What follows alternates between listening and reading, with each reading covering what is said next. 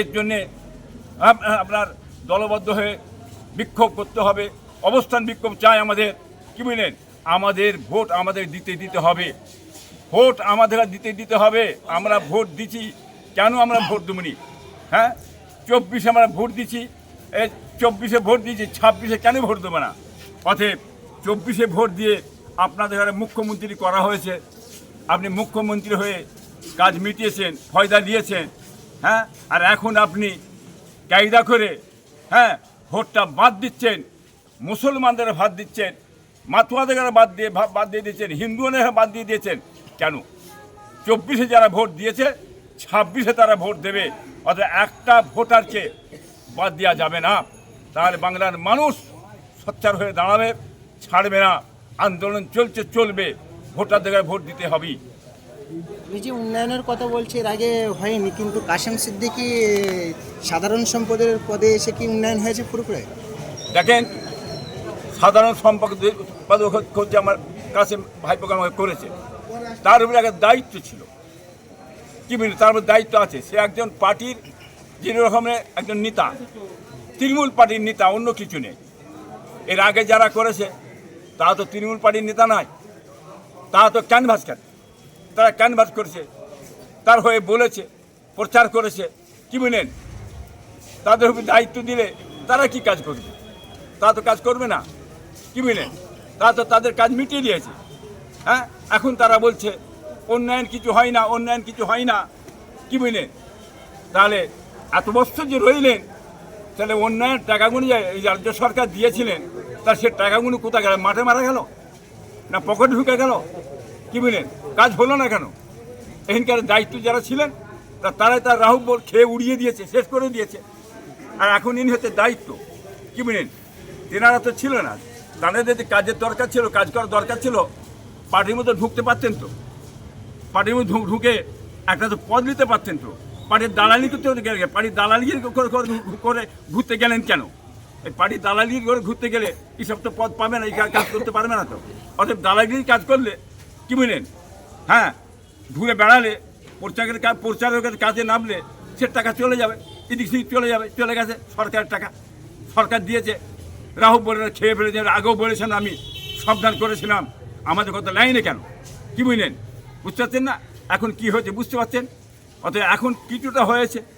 দেখেন, 1 টাকার মধ্যে 5 নয়া পয়সা তো হয়েছে, যেটা করে সেটা তো বলতে হচ্ছে, বুঝলেন না? অতএব এখন যিনি হুড়োহুড়ি করছেন, লাফালাফি করছেন, হ্যাঁ, যিনি বলছেন একবার ব্যানার্জির সঙ্গে আমি বসবো, ওনাকে বসতে নেবে না। হ্যাঁ, অনেক তো নেতাদের ঘরে পার্টির বলে গিয়ে বলছে একবার আমি মমতার সঙ্গে বসবো, আমাকে বৈঠক করে দেন। ব্যানার্জি সাহেব ওনাকে বসাবে না। ভোটের আগে অবধি চ্যালেঞ্জ করে বলছি আমি আপনার সামনে, ভোটের আগে অবধি ওনাকে নিয়ে আমাদের রাজ্য সরকার বসবে না। তবে রাজ্য সরকার বুঝতে পেরেছে কোথা কি আছে। কি বুঝলেন, কাদের হাতে ভোট আছে, কাদের হাতে জনগণ আছে। কি বুঝলেন, জনগণ যাদের হাতে চায়, ভোট যাদের হাতে আছে, তারা কিন্তু তাকে মেনে লাইনে। আজকে ওনার হুঁশ ফিরেছে, যার কারণে এখন বসলেই জানে উনি সর্বনাশ হয়ে যাবে, বসলেই সর্বনাশ হবে আমার ভোটে। যার কারণে ওনাকে ভোটের আগে অবধি বৈঠক করবে না, ওনার সাথে বসবে না, এটা আমি বলে দিন, আপনাদের মনে রেখে দেবেন কথাটা। অতএব এখন যদি কোনো হচ্ছে, দায়িত্ব পেয়েছে, কিছু না কিছু টুকরো টাকা হচ্ছে, হয়তো অনেকের হচ্ছে না, শর্ট পড়ে যাচ্ছে। কেন শর্ট পড়লো, কারণটা কি সেটা জানার দরকার আছে। আমি আগেই বলেছি, যে টাকা অর্থ দিয়েছে সব জায়গায় পৌঁছাতে পারছে না। আমার দরবার 20,000 পানির দরকার, আমাকে দিচ্ছে 3,000। ওনার দরকার 50,000 পানির দরকার, ওনাকে দিয়েছে 5,000। ঠিক এই ধরনের দিলে মানব সেবাটা কি হবে, পরিষেবাটা কি হবে? হ্যাঁ, সরকার এখানে দিচ্ছে কম, ইনি দিয়েছেন টাকাটা আপনার গঙ্গাসাগর মেলাতে লোক কম, 4 থেকে 5 লাখ লোকের সংখ্যা বেশি, সেখানে টাকা বেশি। কি মিনিট, সেখানে 208 কোটি টাকা দিয়েছে। এখানে লোক সংখ্যা ফুটপাত দরবার সেরবে, তীর্থস্থান। হ্যাঁ, ফুটফুরা আপনার ভারতবর্ষের মধ্যে দ্বিতীয় তীর্থস্থান, এখানে লোক বেশি, 30 থেকে 35 লক্ষ লোকের সমাগম হয়। সেখানে টাকা হচ্ছে 2,40,00,000 টাকা, টাকা কম। টাকা ওখানে বেশি, এখানে লোক সংখ্যা বেশি, টাকা কম, তাহলে কাজ কি করে হবে? যার কারণে আমি বলবো টাকা মাত্র যে দিচ্ছে, না দিলে নয়, সরকার দিচ্ছে, সংখ্যালঘুদের ভোটটা লিবার জন্যে এই কাজটা উনি করছেন। অতএব বাংলার মানুষ জেনে গেছে মুসলমান কেন পিছিয়ে গেল, ওনার কাছ থেকে সরে গেল, মুখ ফিরিয়ে নিলে, ওনার দ্বিচারিতা, ওনার ধোঁকাবাজি সমস্ত এই বাংলার মানুষ জেনে গেছে। যার কারণে আস্তে আস্তে মানুষ এনার কাছে সরে যাচ্ছে, এনার ব্যাপারটা ঠিক ভালো পেচ্ছে না, যার কারণে এই জিনিস ঘটছে। 26-এ মুখ্যমন্ত্রী হিসেবে কাকে দেখতেছেন আপনি? 26-এ মুখ্যমন্ত্রী হিসাবে দেখুন, আজকে এত বছর এসেছে, এই রাজ্য সরকার কি করেছে সেটা বাংলার মানুষ দেখবে। এই বাংলার মানুষ দেখবে চাকরি, শিল্প, কর্ম, কৃষি, মানুষের উন্নয়ন, মানুষের অভাব অনটন, কি বলেন, ব্যবসা বাণিজ্য, হ্যাঁ, চাষবাস, সমস্ত দিক দিয়ে আস্তে আস্তে ভেঙে পড়েছে, কি বলেন, উন্নয়ন হচ্ছে না এই সরকার আসার পর থেকে।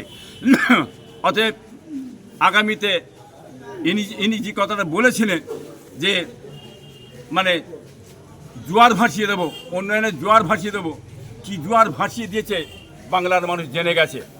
ওনার উপরে উনি আসার পরে, এই রাজ্য সরকার আসার পরে উন্নয়ন কি করেছে? একটাই উন্নয়ন হয়েছে, মন্দির, মসজিদ, এই উন্নয়ন হচ্ছে। বিভাজনের রাজনীতি, হ্যাঁ, বিভাজন করে আজকে শেষ করে দিলে গোটা পশ্চিম বাংলাটাকে, উন্নয়ন কিছু হয় না। যার কারণে মানুষ আর ইনাকে চাইছে না, নতুন একটা মুখ খুঁজতে চাইছে। আগামীতে এমন একটা মুখ্যমন্ত্রী হোক যাতে দেশের উন্নয়ন হয়, শিল্প হয়, চাকরি হয়, কর্ম হয়, কৃষি হয়। এই জন্যে মানুষ চাইছে, বর্তমানে জোট চাইছে। জোট সরকার যদি আসে, আশা করি চাকরি হবে, কর্ম হবে, শিল্প হবে, কৃষি হবে, মানুষের অধিকার ফিরে পাবে, এই বিভাজনটা বন্ধ হবে, এটা মানুষ চাইছে। একটাই খালি মসজিদ, মন্দির করে কী করতে চাইছে? এটা করতে চাইছে সংখ্যালঘু হিন্দু, সংখ্যালঘু মুসলিমের মধ্যে একটা দ্বন্দ্ব লেগিয়ে, হ্যাঁ, ভোটটা যাতে কায়দা করে নিজেরা নিয়ে গদিতে বসে থাকা চায়, সেই ষড়যন্ত্রটা এই সরকার চালিয়েছে, কি বুঝলেন, সেটা বাংলার মানুষ বুঝে গেছে। যেমন আপনার আইএসএফ, বামপন্থী, আর ওদিকে মেদিনীপুরে আপনার রুহুল আমিন সাহেব, ইউসেফ, জেউপি, হ্যাঁ, এই জনতা পার্টি, জেউপি, আর আপনার হুমায়ুন, এই চারটে দল যদি আগামীতে একতাবদ্ধ হয়ে বাংলা আমার জোট করে ভোট দেয়, ইনশাল্লাহ আশা করি চাকরি হবে, শিল্প হবে, কর্ম হবে, কৃষি হবে, মানুষের অধিকার ফিরে পাবে, 100 দিনের কাজ হবে, কি বুঝলেন, এগুলো বাংলার মানুষ পাবে। মুসলিমরা কেন, জাতীয় ধর্ম বর্ণ নির্বিশেষে হিন্দু মুসলমান সবাই বুঝে ফেলেছে, এদের একটাই কাজ হচ্ছে ধর্ম বিভাজন ছাড়া এদের আর কিছু নেই। এত বছর ধর্ম বিভাজন করে এরা দেশটাকে শেষ করে দিয়েছে। অতএব মানুষ যার কারণে মুখটা ফিরিয়ে অন্যদিকে যেতে, অন্য এক নতুন সরকার খুঁজতে চাইছে। 21, 22, 23 ফাল্গুন ঐতিহাসিক হিসাবে সব আজকে কিন্তু দেখতে পাওয়া যাচ্ছে। প্রথম দিনে যে জুম্মা ছিল, যে লোকের ভিড় ছিল, কিন্তু অনেক মানুষ দাদা হুজুরের দরবারের বাইরে বেরিয়ে মসজিদ আছে, মসজিদের বাইরে কবরস্থানের গায়ে কয়েকশো কিন্তু প্রায় ওখানে নল লাগানো ছিল, অথচ ওখানে সাবমার্সাল নতুন লাগানো আছে, নতুন ট্যাঙ্ক আছে, কিন্তু পানীয় জলের ব্যবস্থা না, বহু মানুষ অজু করতে পারে না। কী বলবেন, এই সরকারই মানে কাজ করছে? দেখুন, যে কথা আপনি বলতে চাইছেন ওটা তো অনেক আগে থাকতে লাগানো আছে, নতুন করে লাগিয়েছে সাবমার্সাল, ওটা তো কয়েকদিন আগে থাকতে লাগানো আছে, এতদিন পুজো করছে, আবার নতুন করে এবারে একটা বসানো হয়েছে, কি বলেন, পানি হয়তো লাইনের কোনো ডিস্টার্ব হতে পারে, কারেন্টে হয়তো কোনো গোলমাল হতে পারে, জেনারেটরের ব্যবস্থা ছিল, এই জিনিসটা হতেই পারে, এটা নিয়ে তো হুড়োহুড়ি করে লাভ হবে না, অনেক লোক অজু করতে পারে, হ্যাঁ, কিন্তু এগুলো সচেতন হওয়া দরকার, লক্ষ্য করা দরকার, দায়িত্ব যাদের উপর দেওয়া আছে, হ্যাঁ, তাদের করার দরকার।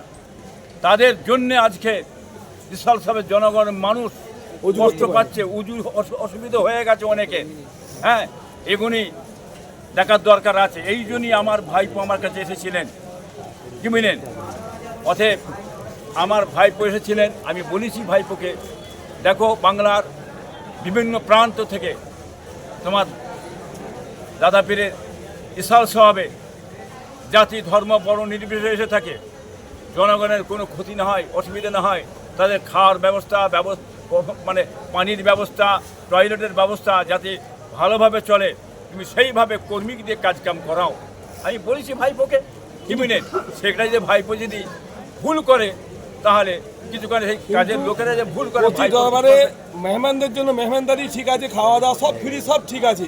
এবারে কিন্তু একটা কাজ করেছে যে যারা গাড়ি পার্কিং করে ওজনে সেটা ফ্রি করেছে, কিন্তু ওই দিনকে নামাজ পড়া ওই করাটা খুব এইটাই হয়েছে একটু টুটিয়ে, বাকি কিছু নয়।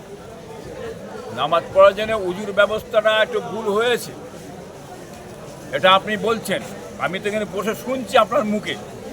আমি ছিলাম, হ্যাঁ ছিলেন আপনি, নামাজ পড়তে আমি ওখানে মোকাবার হয়েছিলাম। যাদের উপর দায়িত্ব দেওয়া হয়েছে তাদের জন্যে এই ক্ষতিটা হয়েছে, এটাও কিন্তু আমার ভাইপোর দেখার দরকার ছিল। কেন হলো এই ব্যাপারটা সেটা কৈফিয়ত কিন্তু আমার ভাইপোকে দিতে হবে। হ্যাঁ, সেটা দেখি কৈফিয়ত লি, আচ্ছা, আরেকটা দিয়ে প্রশ্ন তার হচ্ছে, ব্যবস্থা করা হবে, বক্তব্য দেওয়া হবে যাতে কোনো অসুবিধা না অন্য হয়। প্রশ্নে যাচ্ছি যে আজ 21, 22, 23 ফাল্গুন মাঝের দিন যেভাবে লক্ষ লক্ষ মানুষ আসছে, যদি এক জায়গায় দাঁড়িয়ে যায় কিন্তু লোক দাঁড়াবার জায়গা পাবে না, আসছে যাচ্ছে বলেই সুবিধা আছে। এখন প্রচুর মানুষ কিন্তু আসতে যাচ্ছে, আর যারা যারা আসছেন তাদেরকে সতর্ক দেবেন, যারা বাইকে আসছেন হেলমেট পরবেন, 4 চাকা গেলে সিটবেল্ট লাগাবেন, এই নিয়ে একটু বলুন কি বলবেন? এখন 21, 22, 23 সাল সব কোনো বছরই মানুষ এসে দাঁড়ায় না, দাঁড়ালে কিন্তু কেউ ঢুকতে পারবে না। উজলের পথ থেকে নিয়ে জনপথা থেকে নিয়ে হোসেনপুর থেকে নিয়ে চাঁদপুর থেকে নিয়ে জাম খেয়ে যাবে। এখানে প্রত্যেক বছরে মানুষ লক্ষ লক্ষ মানুষ এখানে আসে, 30 থেকে 35 লক্ষ লোক সমাগমের ব্যাপার আছে এখানে। লোক আসছে বেরিয়ে যাচ্ছে, আসছে বেরিয়ে যাচ্ছে।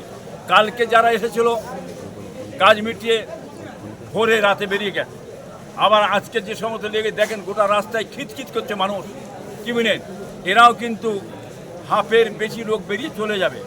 কালকে গ্যাদারিংটা দেখবেন, যারা বলছে ফুরফুরা শরীফের লোক যাই না, যাই না, লোক কম হয়ে গেছে, আসছে না, মানে না। চশমা দিতে বলুন, বিশেষভাবে আমার বাড়িতে এসে বলুন, দেখলে ও চোখ ভাটা হয়ে যাবে। হ্যাঁ, খুঁটে করে বেড়া চাঁদ দেখেছে। হ্যাঁ, ঘরে বসে বসে বাতেলা বহুত কিছু মারা যায়, এটা ভাঙড় নয়, মনে রেখে দেবে। তোমার তো ঘুম ছিনিয়ে গেছে, বাজারের লোক নিচ্ছে নে, মিডিয়ায় যাচ্ছি নি, মিডিয়ায় যাওয়ার জন্যে লম্বা চওড়া কথা অনেক কাফের মোল্লা এ মোল্লা বলে থাকে। অথচ একবার দরবারে এসো, তুমি আসবে কেউ, তোর মুখ আছে আসবার, তুমি সবসময় পীর সাহেবদের গিবত গিল্লা, ছোট বড় কথাবার্তা, আইএসএফের দুর্নাম বদনাম, চেঁচাচেঁচি করছো, এই হয়েছে সেটা বাংলার মধ্যে জেনে নিয়েছে। তোমাকে যে ব্যানার্জি সাহেব রেখেছে একমাত্র ফুরফুরার পীর সাহেবদের বিষয়ে দুর্নাম বদনাম করো, আর আইএসএফের দুর্নাম বদনাম করলে ওনাদের মুখটা ভাঙড়ের দিকে বসে থাকবে। ওই সুযোগে আমি চারিদিক দিয়ে কায়দা করে ভোটটা ঝেড়ে নেবো। কি ব্যানার্জি সাহেব, এত সহজ নয়, এটা মনে রেখে দেবেন। আইএসএফের চোখ তীক্ষ্ণ নজর চারিদিকে চলে গেছে, কি বুঝলেন, বাম চারিদিকে চলে গেছে। আগে তো বাম দেখতে পেতেন না, কবর দিয়েছিলেন, চাচাচ্ছালো বসে বসে খুব কবর দিচ্ছে, আর বাম উঠবে না। আর বাম কোথা থেকে উঠে পড়েছে, চারিদিক দিয়ে, ডান দিকে বাম, বাঁ দিকে বাম, সামনে বাম, পিছনে বাম, চারিদিকে লালে লাল, চারিদিকে আইএসএফ, চারিদিকে হ্যাঁ জনতা উন্নয়ন পার্টি, হ্যাঁ রুহুল আমিন সাহেব, কি চলছে তো, কি ঢুকতে পারছো নি? তোমার ধোঁকা বাংলার মানুষ জেনে দিয়েছে, তুমি কি ধরনের ধোঁকা বাংলার এই মুসলমানদের দিয়েছো, সংখ্যালঘুদের দিয়েছো, চাকরি থেকে, কর্ম থেকে, শিল্প থেকে, কৃষি থেকে, হ্যাঁ শেষ করে দেবে, চুরি চামারি করে তোমার লোকেরা ধ্বংস করে দিয়েছে। আর গুন্ডামি, কেস, মার পিট, খুন খারামি, খালি কেস দাও, কেস দাও। আগামী ইলেকশন এসছে, ভালো ভালো ছেলেগুলোকে ধরে মিথ্যে করে কেস দিয়ে তাদের আটকাচ্ছ যাতে না ভোটটা করাতে পারে, সেটাও বাংলার মানুষ জেনে গেছে। আবার তুমি মানে তোমার কিছু মাস্তান, তোমার কিছু মাস্তান বাহিনী আছে, তারা কি করছে, আগামী ইলেকশনে বুথ যাতে দখল করে নিয়ে যায়, সেই চক্রান্ত এইরকম দ্বারা কাফের মোল্লা টোলা এইরকম নীতি অনেক ছেড়েছে। এখন উনি নতুন একটা পন্থা ধরেছে, আমাদের ব্যানার্জি সাহেব নতুন একটা পন্থা ধরেছে। কি পন্থা ধরে জানেন? উনি আবার অবস্থান বিক্ষোভ করছে, অবস্থান বিক্ষোভ। দেখো আমি তোমাদের জন্য কি নাই কাজ করছি, তোমরা মুসলমান, তোমরা ভারতের মানুষ, তোমরা হিন্দু মানুষ, তোমরা কি করেছো? আজকে নাম বাদ চলে গেছে, এই অভিনয় করছে, এই অভিনয় মানবেন না। লুকিয়েছি পানি খাবেন, একটু পানি খাবেন। বুঝলেন? ঠিক আছে, ঠিক আছে।